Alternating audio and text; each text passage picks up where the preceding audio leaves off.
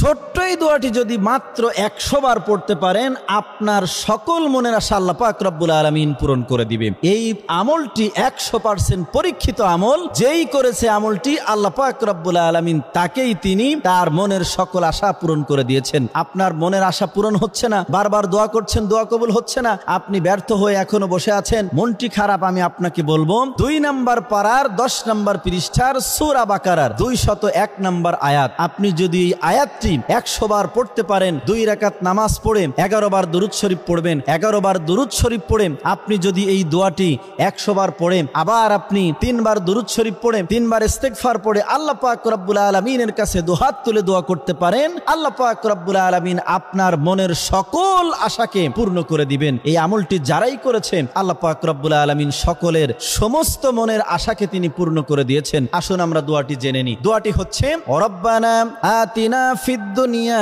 হাসানাতাও ওয়া ফিল আখিরাতি হাসানাতাও ওয়া কিনা আযাবান নার। আমি আবার বলছি, রব্বানা আতিনা ফিদ দুনিয়া হাসানাতাও ওয়া ফিল আখিরাতি হাসানাতাও ওয়া কিনা আযাবান নার। যার অর্থ হচ্ছে, হে আল্লাহ, রব্বানা আতিনা ফিদ দুনিয়া হাসানা, আপনি আমাকে দুনিয়া এবং আখিরাতের সমস্ত কল্যাণগুলো দান করে দিন, আর দুনিয়া এবং আখিরাতের সমস্ত অকল্যাণ থেকে আপনি আমাকে হেফাজত করুন, আর জাহান্নামের আগুন থেকে আপনি আমাকে হেফাজত করুন।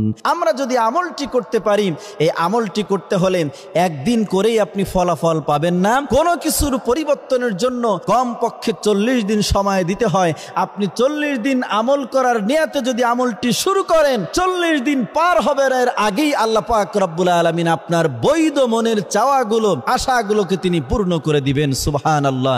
এই আমলটি করার জন্য আমি সকলকে উদারতা আহ্বান করছি, আপনারা এই আমলগুলো করবেন। আল্লাহ পাক রব্বুল আলামিন যেন আমাদেরকে আমলগুলো করার তৌফিক দেন। আমিন।